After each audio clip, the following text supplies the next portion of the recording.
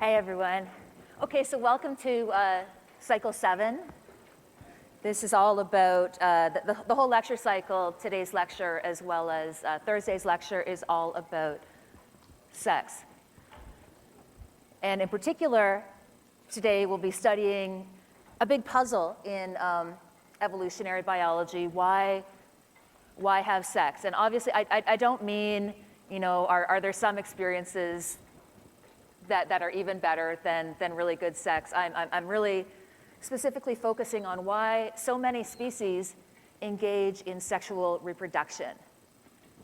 So isn't there some more elegant or more efficient way of getting our alleles into the next generation?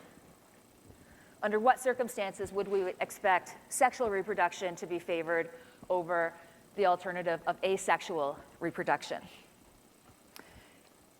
And what do we even mean by sexual reproduction anyway? This is another one of the ideas that everyone thinks that they know what they're talking about, but in evolutionary biology, sex and sexual reproduction have specific meanings that are a little bit different from the general parlance. So if I told you that these are New Mexico whiptail lizards, and they're engaging in, something is going on here. There's two individuals of the same species. What do you think they're doing? You can just yell it out or mumble. Are they having sex? Yeah, it looks a lot like they are having sex. These two individuals are both female. And in fact, every individual in this whole species is female, because this is one of a very small number of vertebrate animals in which everybody is female, and they actually reproduce asexually. We think that this species is just recently descended from an ancestor that did reproduce sexually, and that's why they have sort of these holdover effects. They can't just go and lay their eggs unless they also find another partner and go through courtship with them and engage in what we call pseudo-copulation between these two female lizards, but no gametes are being fertilized here. Each of these individuals is going to go on and lay their diploid eggs, and each of those eggs is going to divide and eventually develop into another individual lizard. All the baby lizards will be genetically identical to each other, as well as to the mother that laid the eggs. Okay, so this is a type of asexual reproduction. We call it parthenogenesis or virgin birth.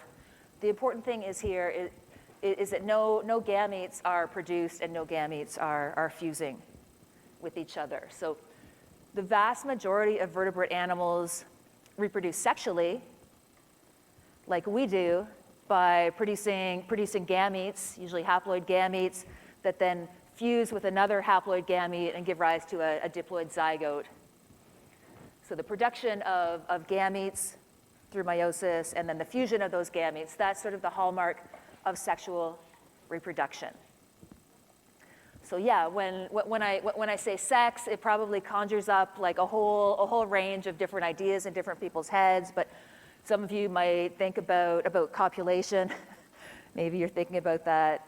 Yeah. Sex is also very entwined in people's heads with reproduction. Don't we need to have sex in order to reproduce? Well, yeah, we do. Not everything does. The idea of sex is often entangled with ideas about gender or gender roles or differences between the genders or between the sexes.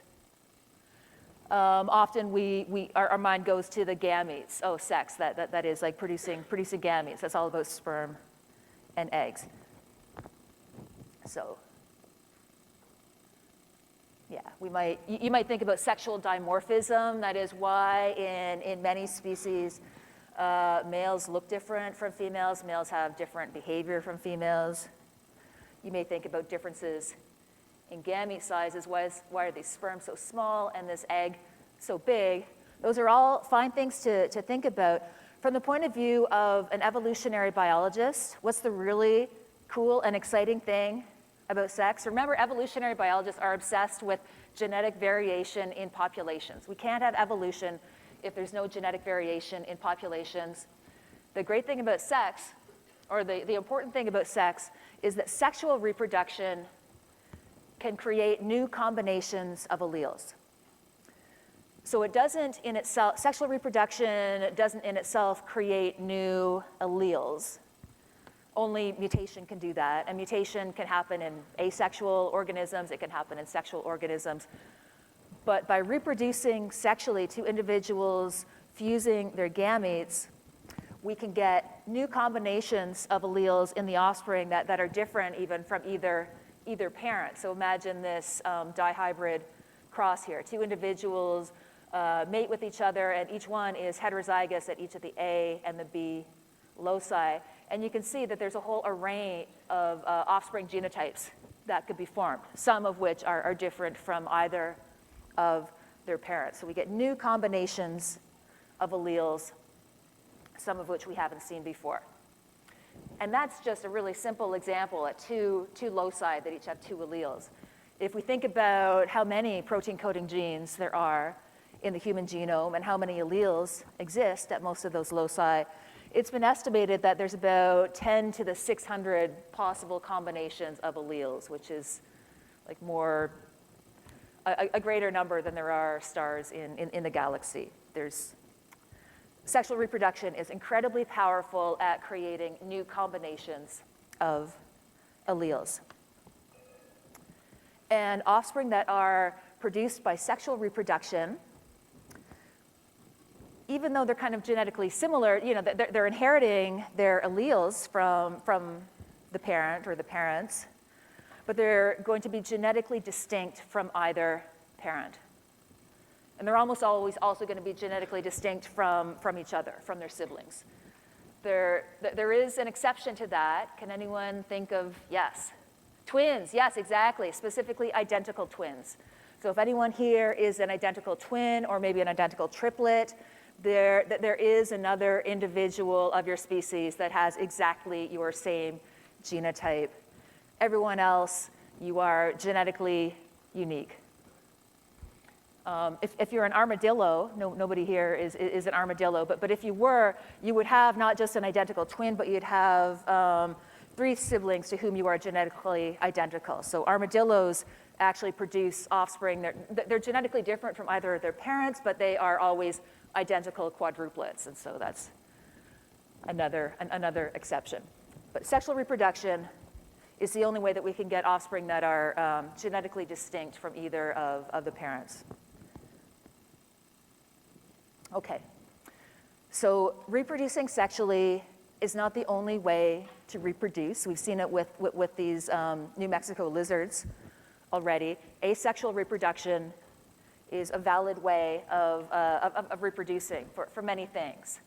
So we can start to decouple the idea of sex from the idea of reproduction. Is it possible, at least for some organisms, to reproduce asexually? Yes, it is. Probably the simplest way is through budding or binary fission. So a unicellular organism like an amoeba or a bacterium, they don't form gametes that fuse, they just divide themselves in two, and that is how one mother cell gives rise to 2 daughter cells.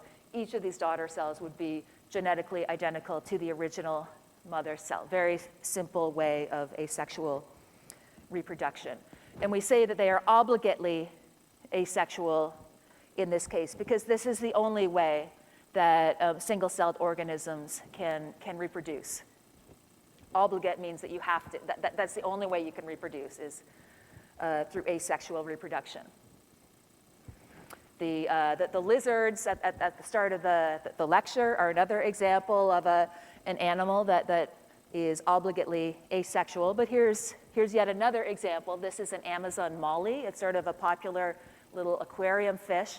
And Amazon mollies are another species in which every individual is female, and the species reproduces entirely by parthenogenesis. The mother basically produces these diploid eggs. She actually has to go through a courtship event with a male of a closely related species, and her eggs actually do need sperm to start the development happening, but there's no fertilizing, the sperm never fertilize the eggs. There's no fusion of gametes. And so even though this female Molly needs to find like a male to put sperm on her eggs, it is still asexual reproduction. All of the babies are going to be clones or genetically identical to the mother. This is the only way these fish can reproduce. And so we say it's obligate asex. They are obligately asexual. Now, there are some organisms, and plants are really great examples of these. There's some animals that can as well. But some things can sort of switch back and forth between, and they can reproduce either sexually or asexually. And so when an individual has the option, maybe you reproduce sexually when times are bad and asexually when times are good, we say that they are facultatively sexual or facultatively asexual. So for these aspen trees, for example, in the middle, individuals, like most flowering plants, individual aspen trees can reproduce sexually if they want. They don't have braids, but under certain conditions, aspen trees will produce flowers, and the flowers will produce pollen or male gametes, and the pollen will land on ovules or female gametes and give rise to seed. And that is a way in which aspen trees can reproduce sexually. But they can also, just like many plants, send out like little runners along the ground. So from the trunk of the tree, there might sprout a little tube that shoots along the ground and then gives then roots somewhere else close to the parent tree and gives rise. But this individual tree has been produced asexually, and so it would be genetically identical to the parent. Yes? Where does the male fish come from then?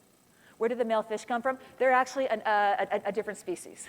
Yeah, it's a closely related species.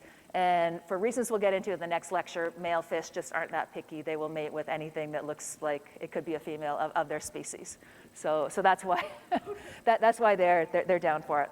Okay, so we call this vegetative propagation if they reproduce asexually. But the same individual plant could be, even at the same time, also be producing flowers and producing seeds and reproducing sexually. So some individuals can turn it on and off, switch back and forth.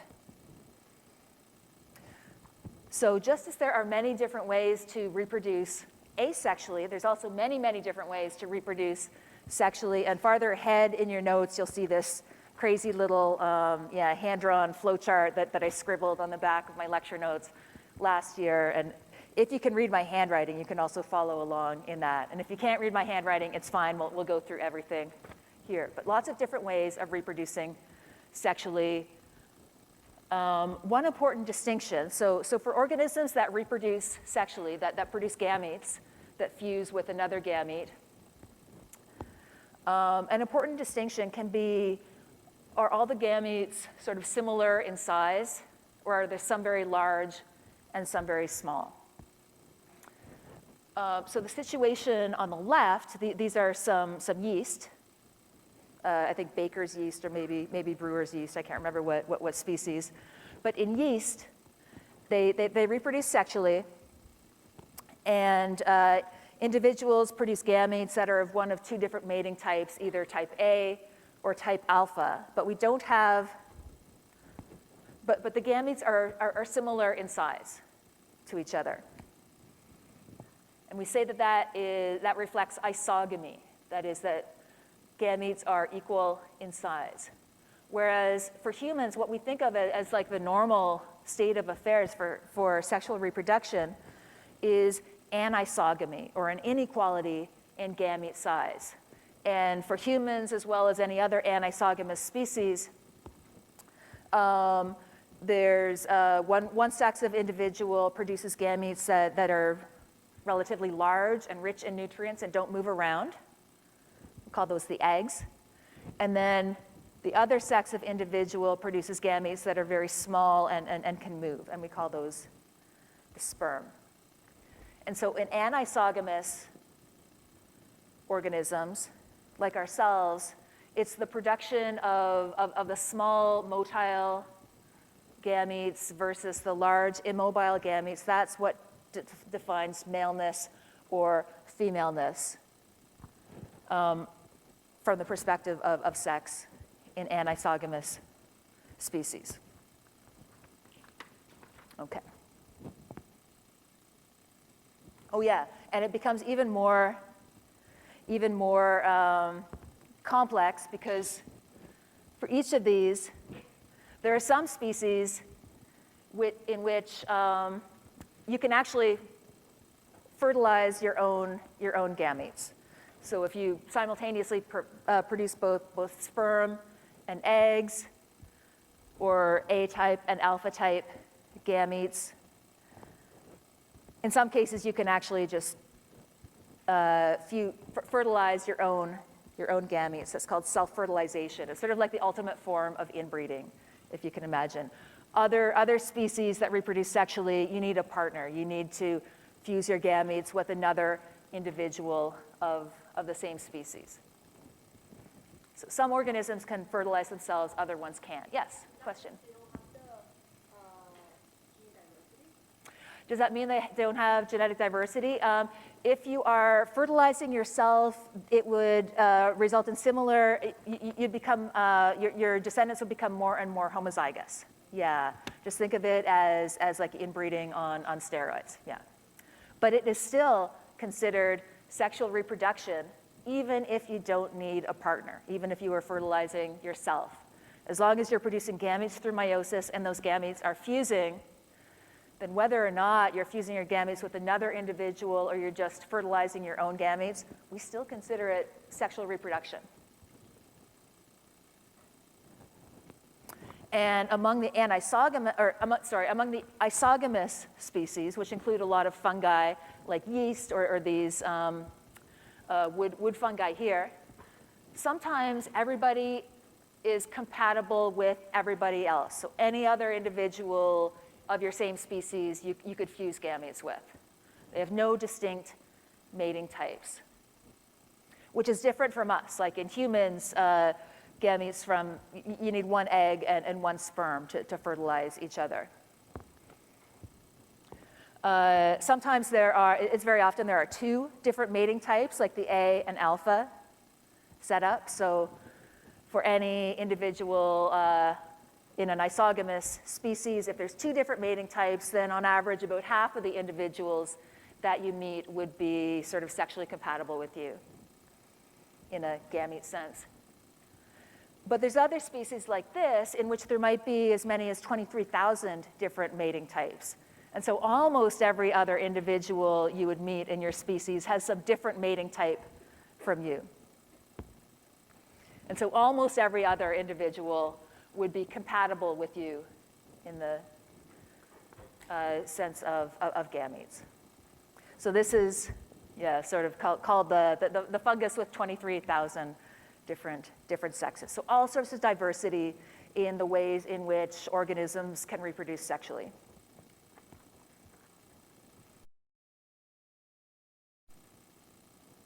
Oh yeah, this is just a quick question I made up. I didn't get the clicker set up for today, but we can just take a minute and see if you can recognize what's required for sexual reproduction. So if we look at scenario A, so the bacterium, bacteria can conjugate. Sometimes they can have lateral gene transfer to another individual bacterium. If that happens and a bacterium transfers, say, a plasmid or some other bit of DNA into another bacterium, is that sex? Is that sexual reproduction? I would say no. No, because there's no reproduction happening. Maybe genes are moving from one individual to another, but there's no fusion of gametes. Bacteria are unicellular. They don't have specialized gametes. What about the situation in B, the situation that we sort of opened the class with? We've got the lizards, and they have to find a partner, and then they lay eggs, but the eggs are all identical genetically to their mom. Is that Is that sexual reproduction? Just yell it out, yes or no. No, good. Thank you for paying attention. Okay, what about C? Okay, you're a snail and you can't find another snail to mate with. There's no other members of your same species around. So you say, that's okay, I'll use my sperm to fertilize my eggs. Is that sexual reproduction? Yes, yes it is, yeah. And those offspring are going to be genetically distinct from each other, and they're going to be genetically different from you as well. So you don't necessarily have to have a partner to reproduce sexually. You do, snails don't. Armadillos, okay, a male and female armadillo mate, and this involves sperm fusing with eggs. And then the female armadillo always gives birth to 4 quadruplets, so 4 identical siblings. Are identical twins or identical quadruplets, are they the product of sexual reproduction? Yeah, absolutely. Okay, nice. So I didn't have the clicker set up, but you guys all nailed that. Yes, C and D would both refer to sexual reproduction. Okay. Now, where are we on this little weird flow chart that I made? Well, we are anisogamous species, and we're not like the fungus that has like 23,000 different sexes. We're not like some other thing that has no different sexes at all. Most anisogamous species have 2 sexes, which for convenience we call male and female. One produces the big gamete, one produces the small gametes, one produces the big gametes. And there seems to have been, why do we have like either very large gametes or very tiny gametes? Because there has probably been disruptive selection on gamete size. Anyway, for anisogamous species, we could ask, is it possible for the same individual to produce both the big gametes and the little gametes? That is, can we have female function and male function housed in the same individual? In humans, we can't. Humans and a lot of other animals and some plants are what we call dioecious. We have separate sexes. Dioecious is from the Greek meaning two houses. If you want male function and female function, you're looking at, you need 2 different individuals. So humans, every human is, with few exceptions, is either male or female in terms of the gametes they produce. Same for many plants like this elm tree here. But that's not the case for every anisogamous species. Some anisogamous species that produce both sperm and eggs, are what we call monoecious, sometimes termed hermaphrodites. That is, the same individual can produce both male gametes and female gametes. And so roses, for example, not every flowering plant produces both sperm and eggs, both pollen and ovules, but roses do. And in fact, the same exact flower, not just the same rose plant, but even the same flower can have both male and female gametes operating at the same time. So roses are a monoecious species. In terms of animals, here's a cool thing. These are called Aplysia. They are like a marine organism. It's this invertebrate sort of worm type of thing. And if you've ever gone snorkeling, or if you've gone to the aquarium when the Aplysia are mating with each other, you may see that they sort of form these long chains of like many individuals. It's like and they're writhing around, and it's like a conga line or some weird dance. And what they are doing is mating with each other. But every individual has both male gonads and female gonads, produces both sperm and eggs. And I believe the male gonads are at like the front end of the Aplysia, and the female gonads are at the back end, or it's the other way around. And so every individual is simultaneously like fertilizing the dude in front of them, but being fertilized by whoever's behind them. So it's really, really wild. So go see the Aplysia when they are mating, if you have the opportunity. We call things like that, things like roses and Aplysia, things that can be both male and female at the same time, the same point in time. We say that is simultaneous monoecy. So simultaneously, you could be expressing both male function and female function if you are a rose. But that's not the only way of being monoecious. There are other organisms where each individual can be both male and female, but not at the same time. In other words, they change sex, and they go from producing one type of gamete early in life to another type of gamete later in life. And it is especially common in fish for reasons I won't get into, especially these coral reef fish. So blue streak wrasse, for example, this is just a cool little fish in which every individual, when they're born, they are a female. And they remain a female until they get sufficiently large. Specifically, once they are the biggest fish in their social group. So there will be a bunch of fairly small females, and then the largest fish will be a male.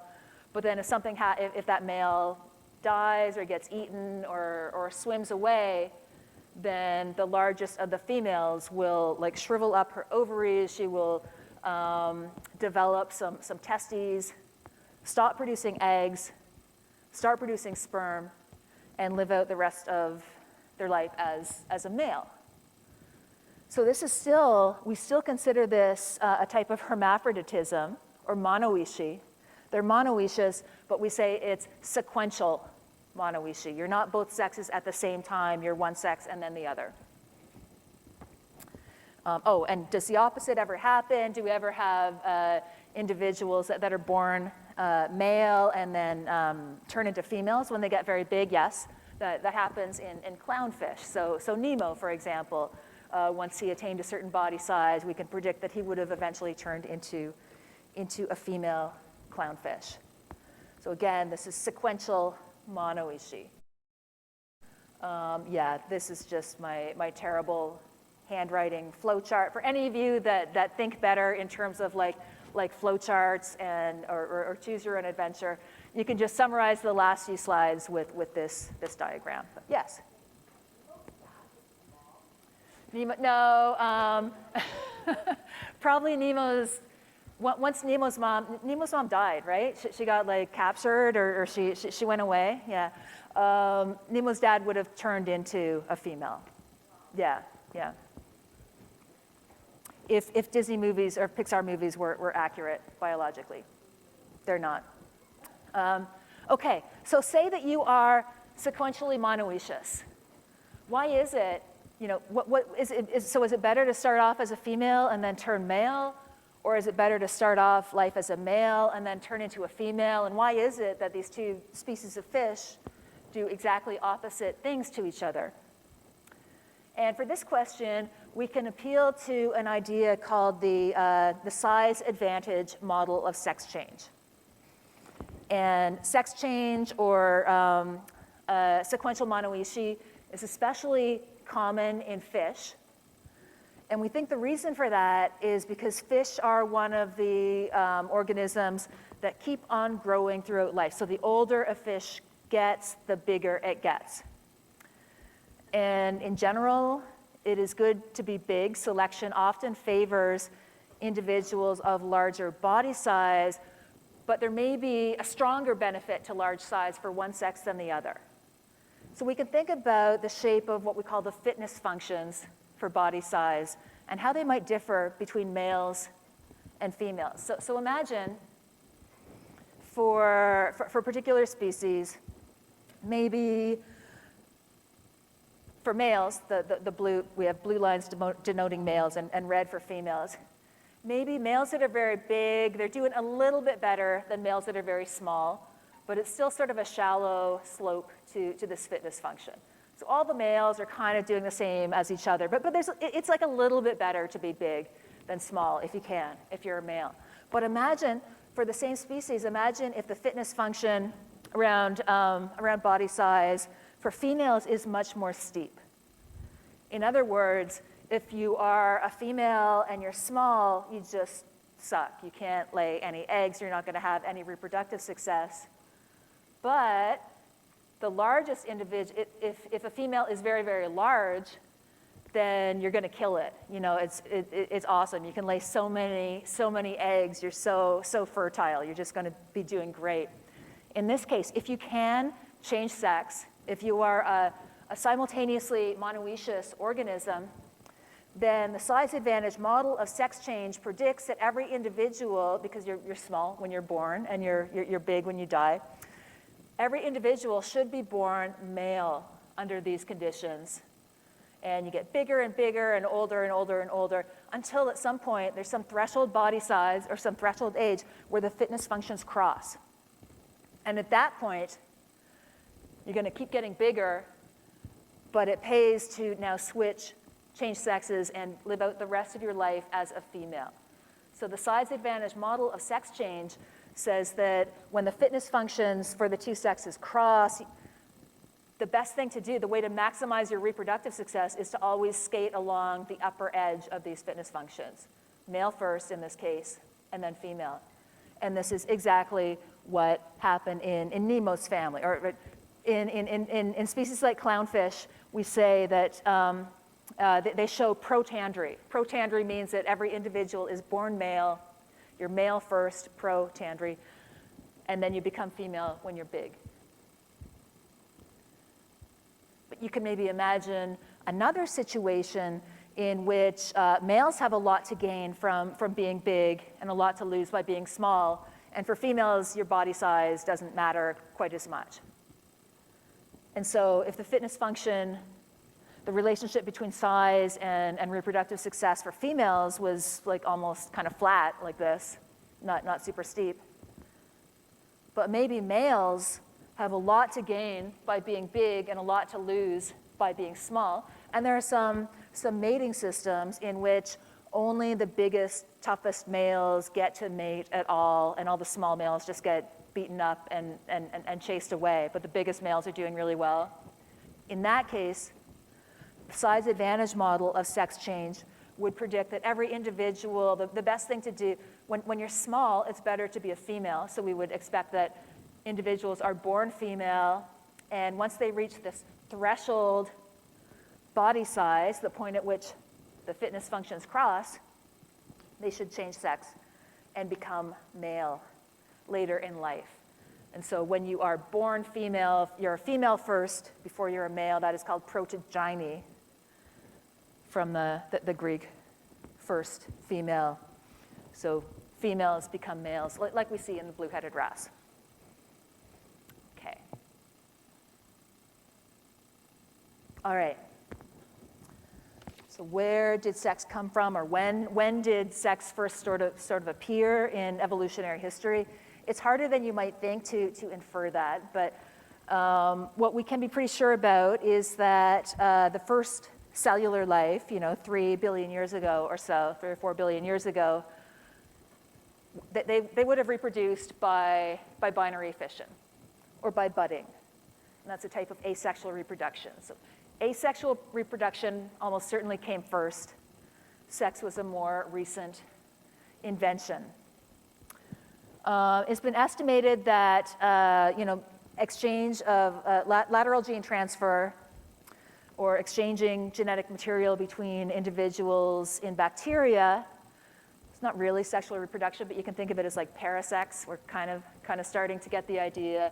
That probably first appeared around 2 billion years ago. And proper organized diploid sex as we know it probably first occurred about 1.2 billion years ago. And it would have happened in multicellular eukaryotic organisms. And as I said, it involves the production of specialized gametes, specialized cells that are formed by meiosis, and then these gametes fuse with each other to create a zygote. So meiosis plus fertilization or fusion is probably about that old. So sexual reproduction is a relatively new invention, relatively in evolutionary terms. But now it is incredibly widespread, at least among the multicellular organisms, and especially multicellular animals. The vast majority of animals and multicellular organisms reproduce sexually, at least some of the time. It's very, very rare to see a multicellular animal that only reproduces asexually. These lineages tend to not be very long-lived. They go extinct very quickly, which is interesting. There is an exception to that, though, and that is, here's a type of animal. It's called a rotifer, a little freshwater multicellular animal. It's not very big. These things do reproduce asexually. That's the only way that they reproduce. They are obligately asexual, and yet they have a very long evolutionary history. They seem to have been obligately asexual for at least 40 million years, and some people consider it like a scandal that they haven't still gone extinct yet. So just a fun fact. When I say that obligately asexual animals are very extinction prone, there is an exception to that general rule.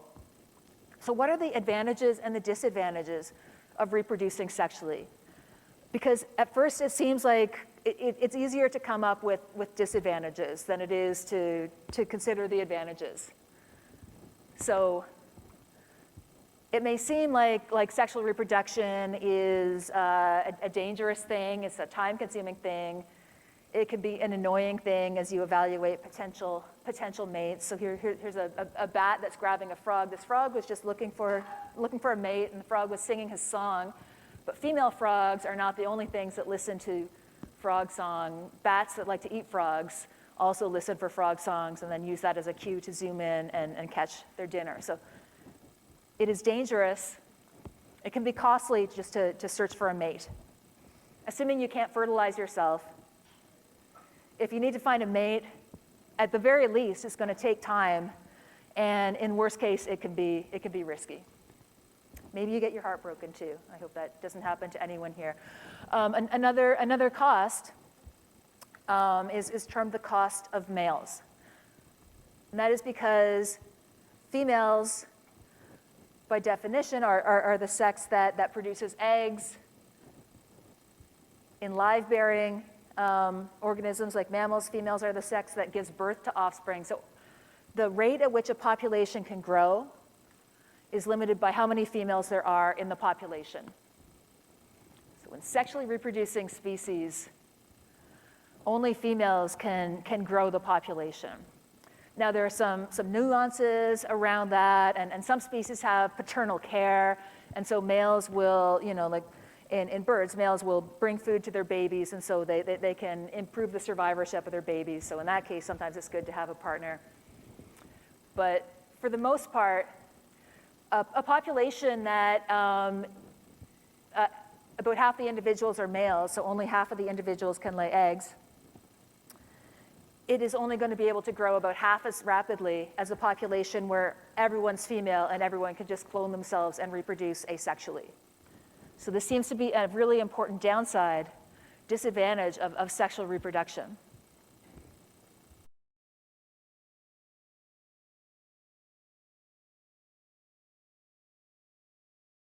And finally, if we think about how we define fitness, the fact that, to reproduce sexually, you have to go through meiosis, and you are only going to pass on half of your alleles to each of your offspring.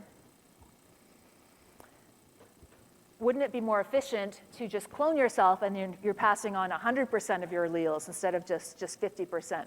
So there seem to be all these downsides associated with sexual reproduction.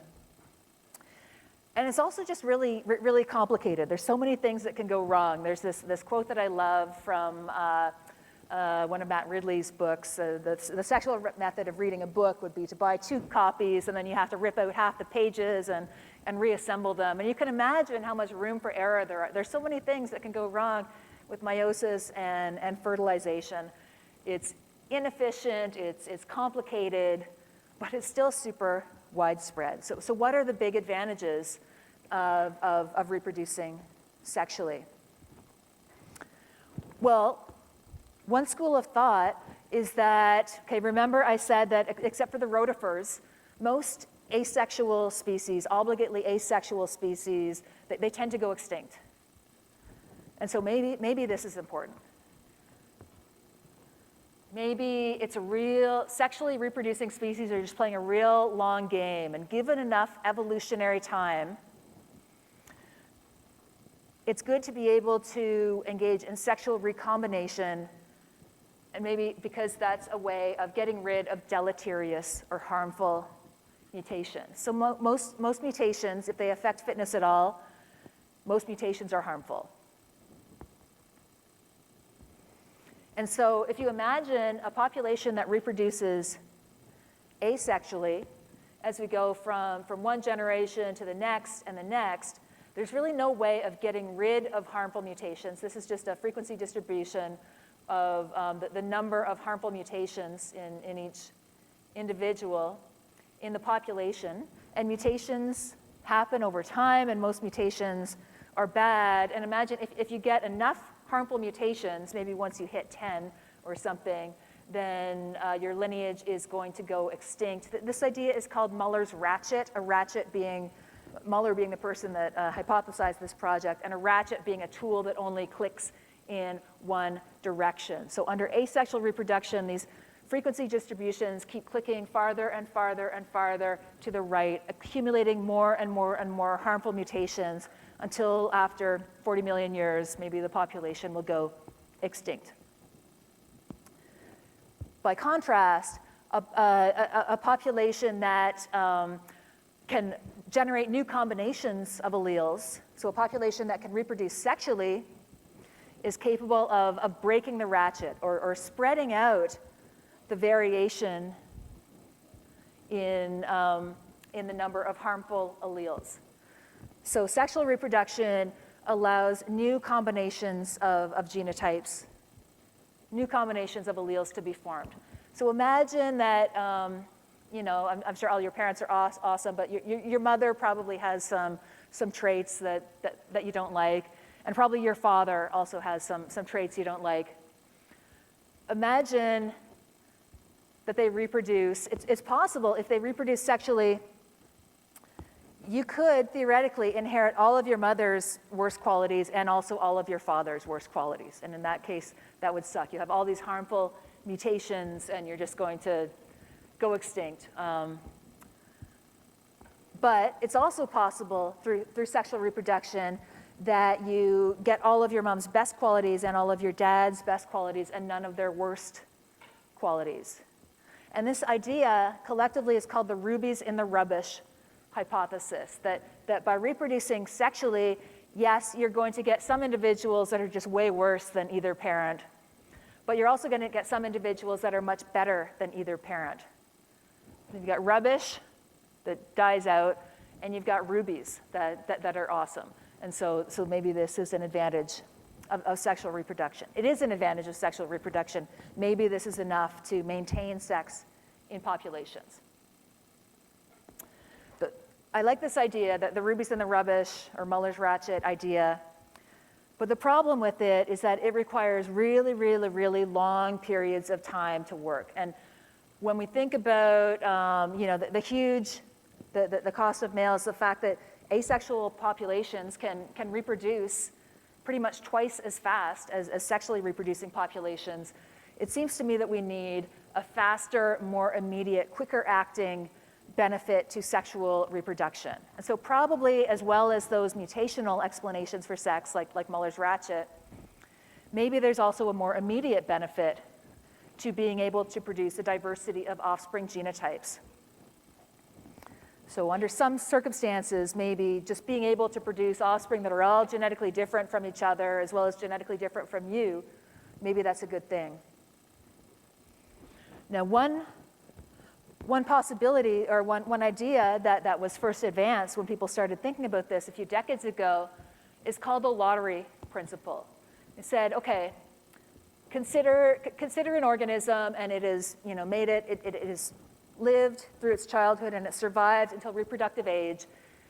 That individual is probably very well suited genetically to its environment. Otherwise, it wouldn't still be alive. It wouldn't be ready to reproduce.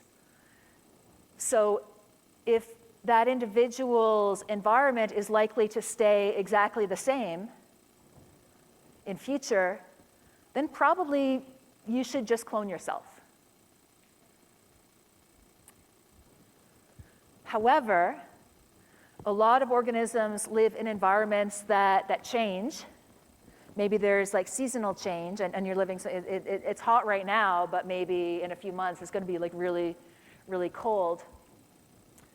In that case, the best thing to do, if the environment is likely to change, as it might at say, the North Pole or the South Pole, then it's more advantageous to reproduce sexually, to produce a whole diversity of offspring genotypes, because your own genotype that has served you well so far isn't necessarily the genotype that will do best in the future. This is called the lottery principle, based on the idea that if the environment's going to change and you don't know what the future environment's going to be like, then you should just hedge your bets, or not put all your eggs in one basket, or not buy like 1 million copies of the exact same lottery ticket. Another alternative hypothesis for why there might be an immediate benefit of sex is called the Red Queen principle. And this is taken from Alice in Wonderland, where Alice goes running with the Red Queen. She's running and running, and she realizes, oh, I'm still like in exactly the same place. And the Red Queen is like, yes, that's because the whole world, the whole environment around you is also running, and so you have to run as fast as you can just to keep up, just to not fall behind. And this refers to evolutionary arms races, especially evolutionary arms races with like viruses or disease-causing bacteria or parasitic organisms. And so the Red Queen principle, the idea that we have to keep on forming new genotypes just so that parasites can't adapt and eat all our offspring. It predicts that the more parasites there are in the environment, the greater the frequency of sexual reproduction that we should see.